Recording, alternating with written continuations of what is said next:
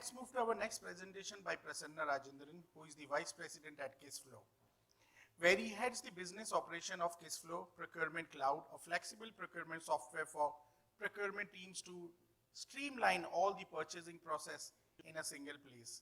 He has more than 20 years of experience in technology and has helped future Fortune 500 companies with custom solution in the sourcing and procurement space.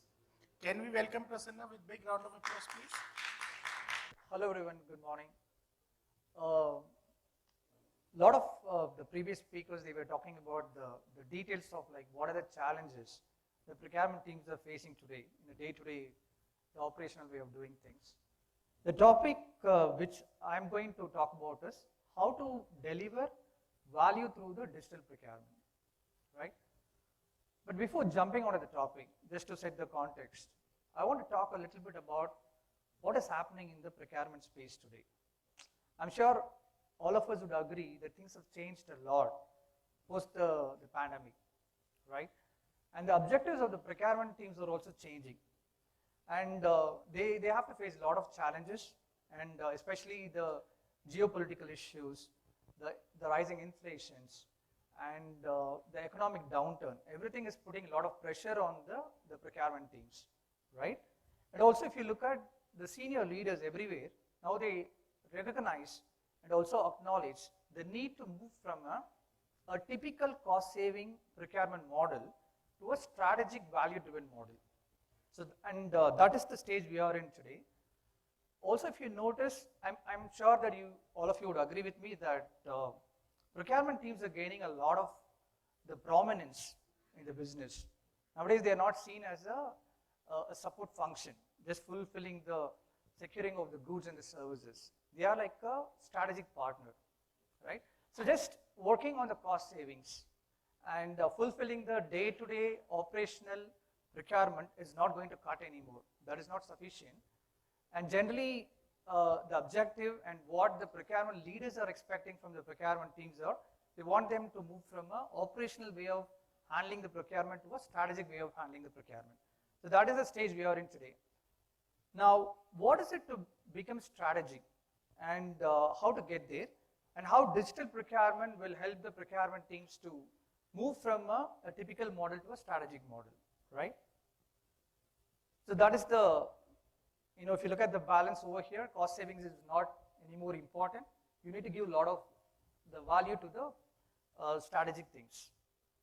If your teams are still creating and managing the purchase orders, right? Or if they are spending a lot of time in processing the invoices and doing the matching process, like two-way or three-way matching, right? Or if they have to call the supplier and find out like what is the status of the supply, then your team is doing something very transactional, right? You have to assess like where do you stand in terms of, it depends on the size of the organization. There are even mid-sized companies who still do a lot of manual effort, right?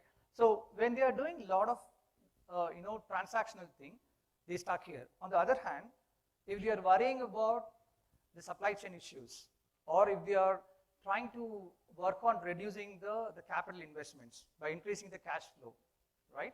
Or if they are trying to spot and eliminate the risks in the supplier network, then they are doing something strategic.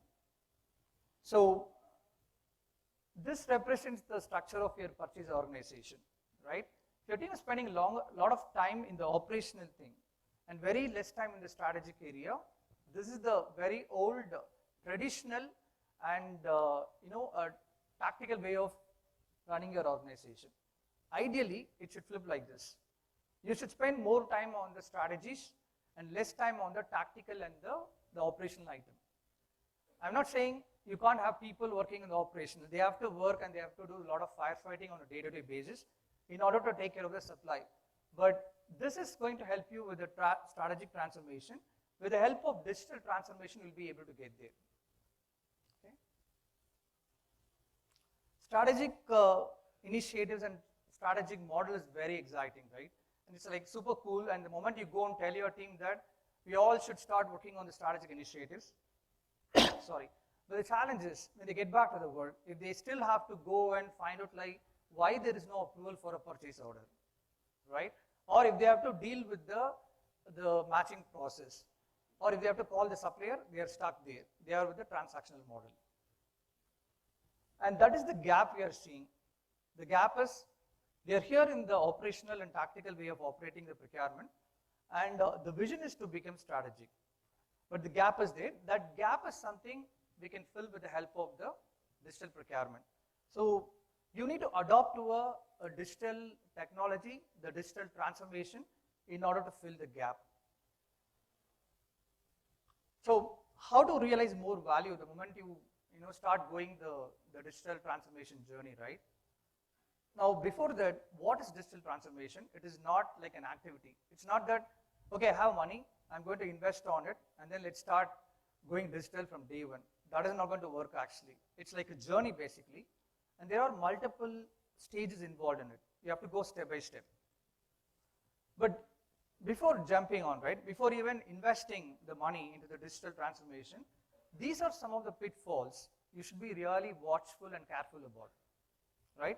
If these things are not taken care, ideally, all your effort in terms of going digital will not work, it will fail. These are some of our experiences. We have seen customers in different segments and having each one of these problems, and they are not able to go successful in their journey of digital transformation. The first and foremost thing is one size fits all approach. A lot of people spoke about like whether it is good to go for a single platform to automate all your procurement related processes, or you need to go for a point solutions. The strategy purely depends on the maturity of your organization. Where do you stand and what type of process maturity your purchase function has gone through. Based on that, you can decide that. But what is more important is find the right technology. I'm using the word right with an intention, because if you're not finding the right technology, it is not going to help you. It's very difficult to go and get the buy-in from the stakeholders. So that's something is more important. And the next thing which we generally recommend, or we are hearing from the senior people, are you need to have a strategy for your digital transformation. Any weak strategy, what I mean by that is, if you want to go and start automating everything in one go, now that is not going to work. Start slow, go step by step, right? And you need to phase it out. Phase it out in a way that you see some success in the initial stages, get the buy-in, then move to the next stage. That way you'll be able to go to the finish line of the digital transformation, all right?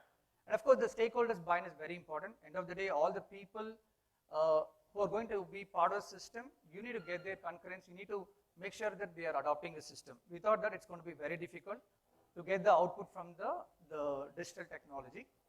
Poor change management. So this is also very important. You need to make sure that you go and evangelize the importance of the digital transformation. Because always, anything you get started with, any new technology, you'll have a lot of resistance from the individuals. So you have to go and convince them and explain them the benefits of the transformation, and then get the buy-in there. With that, you'll be able to go to the success path, right? And finally, keep very realistic expectations. When you're setting the goals, when you're defining your approach and what you want to get as an outcome from the digital procurement, make sure you keep the realistic goals. Let's say you're only starting to automate your order management or the invoice management. Don't try and have something like the AI or machine learning, which is going to provide you some data there. Let's start slow and then go there. So these are some of the pitfalls you need to understand. Of course, these are some of the common things any product or any the automation is going to help you with. But anyway, quickly we'll have a run through this. The first and foremost you can get from automation is the visibility and the control in everything, right from your order to your invoices to your supplier. You'll get a lot of visibility, and you can reduce the cycle time of all your processes. And we have a lot of customers coming back and telling us that initially they were used to take like a week or so to complete their order management or processing each and every order. Now they are able to do it in a few hours because the approvals are taken care. In fact, we are providing something like a guided buying. The moment the user try and procure and go, right? Either it is a catalog or a non-catalog, whatever it is. You go and search for an item. And with the latest modern possibility and capabilities in the technology, now all the tools are integrating with the punch-out options. And the business are now having a tie-up with the Amazon type of products and staple type of products. So they provide you a lot of a controlled buying process. So your users can go and choose the right supplier, and that supplier will have the pre-negotiated contracts and rates in place. With the help of that, they'll be able to complete the process. So that is going to reduce the time. Your buyer or your, the purchasing officer need not sit and validate the supplier, need not validate the rates. That's taken care, right? And the next one is the consolidated invoicing. Let's say you have a supplier base where you do a lot of long tail of invoices from them, right? Every time you get the invoice and then process that, it's going to take a lot of time from the AP team. Rather, there is the new way of doing things. You can consolidate all the invoices, and then with the single transaction, you'll be able to process the invoice. That's something is again becoming very, very familiar in this particular AP part of it. It's going to increase the productivity, and you can have the best supplier relationship because you are onboarding the right supplier, and you can do the regular check of the performance of the supplier, and always the reporting and analytics will help you to find out like which particular category is really performing really well, and which supplier is like delivering on time and delivering with quality. That is something you'll be able to get from the system. And when the basics are taken care, then you can start optimizing. The first and foremost thing is like you go and streamline things. When the streamlining is completed, start optimizing it, right? And again, the latest problem related to the supply chain or supply resiliency is the risk management, right? Again, the system will help you to spot and eliminate the risks. So these are some of the benefits of digital procurement. Now, if you want to embark on the journey of digital procurement, there are two major areas you need to be aware of. The first thing is, it all depends on the maturity model of your purchase organization, right? And broadly, it is classified into three stages, like operational, tactical, and strategic. Now, this is like, I'm not sure, all of you here maybe in the middle or in the last stage, right? This is for the small business. When they're starting small, maybe they'll not have the volume of transactions. And there is no even strategy behind purchases. So generally, they can start with automating the order management and the invoice processing. But the moment you cross that stage, when you're in the tactical stage, this is where you have to start thinking about how we can add more value to business, right? You can start from the basic sourcing. In fact, here if you look at, these organizations will have a very dedicated procurement team in place. And they will reach out to the stakeholders and then start helping them to initiate a strategic sourcing or a basic sourcing event, right? So that will help you to take care of the end-to-end sourcing. And when that is completed, of course, you'll have a lot of data in the system with which you'll be able to start doing the analytics, right? And the next thing is the contract management. See, I'm not going into the details, I'm only trying to tell you like what you should focus on when you're in this particular stage of the maturity model, right? So with the supplier management is already taken care, the next thing is the contract management. Contract management will help you to make sure the users are not trying to do some off-contract purchasing, which is like another biggest challenge for the procurement team. The more and more off-contract purchasing you're supporting or you're not taking care of it is going to hit your the overall the profitability, right? Because you'll be keep spending the money, and maybe the org will have a lot of volume of purchases. They have that capability, right? But still, if you're not enabling this management, then it's going to really affect the bottom line. And of course, then you can start working on the spend analytics part. This is where you are moving from the tactical stage to a strategic stage. Now, in the strategic stage, right, all your basic things are taken care. Everything is automated, right? And now, your procurement team will have a lot of free time. They don't have to go and work on the day-to-day operational thing. They can start focusing on how do we go and work on the category management, or how to enable the strategic sourcing. We have a lot of tools in the market today. This takes care of the strategic sourcing and the category management, right? From there, you can next go and look at like, how do I get a lot of insights from the artificial intelligence and then try and build on top of it.